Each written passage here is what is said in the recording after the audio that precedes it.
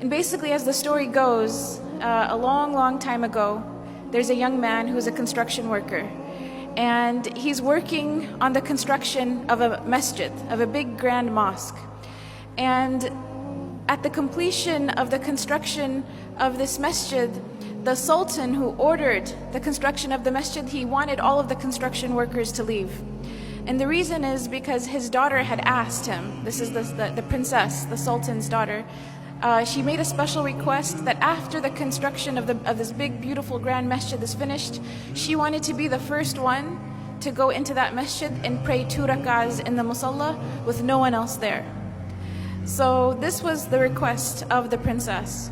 So as the masjid is finished, the construction workers leave, and this one construction worker, he was falling behind. He was late, and he didn't realize that everyone else had already left. And they had allowed the princess into the masjid to go pray. So as he's leaving, he catches a glimpse of the princess inside the musalla of the masjid praying 2 rak'ahs of nafl. And the scene was just so incredible to him. It was such an amazing scene. And he basically just fell in love with the princess. It was just a very beautiful image to him, and he fell in love with her. And it became more than that. He became infatuated with her. So when he came home, he told his mother about what had happened, and he said, "You have to go to the sultan and ask for the princess's hand in marriage." And the mother said, "I can't do that. You're a construction worker. No one's the sultan's not going to have his daughter marry you." But this construction worker became infatuated. He couldn't work, he couldn't think, he couldn't eat, he couldn't sleep. He was just in a miserable state. And the mother, out of fearing for her son and his well-being, she realized that if she doesn't do something, he may die because he's refusing food and water at this point. So she goes to the palace and she asks to speak to the sultan, and the guards, they turn her away. And she insists and she says, "My son is going to die. I have to talk to the sultan." So finally they let her talk to the sultan. And she mentions the story to the sultan, and the sultan asks that she come back with the construction worker. So they come back together, and he tells the construction worker, after everyone leaves the masjid at nighttime, after Isha prayer, you have to come and pray qiyam in this masjid for 40 nights. If you come and pray qiyam in this masjid for 40 nights straight, I will let you marry my daughter. And he said there will be someone there to make sure that you come, and if you miss a day, we'll know about it. So in 40 days, if you fulfill your end of the bargain, I will let you consider my daughter for marriage. So the construction worker is excited. This is a chance at life. So he goes the first day and he prays qiyam in the masjid after everyone leaves. And he goes the second day and the third.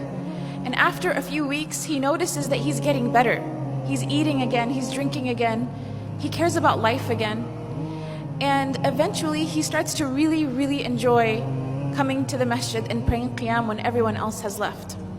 To such an extent that he starts to pray to Allah, that Allah never takes away these beautiful moments that he has with him, alone in solitude, praying to him in the night.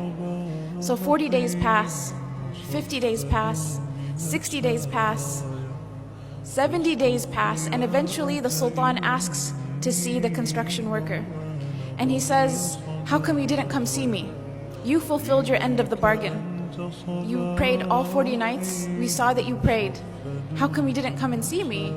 And the construction worker turns to the sultan and he says, "Before I saw your daughter, my heart was empty. And the first thing of beauty that my heart was exposed to was your daughter.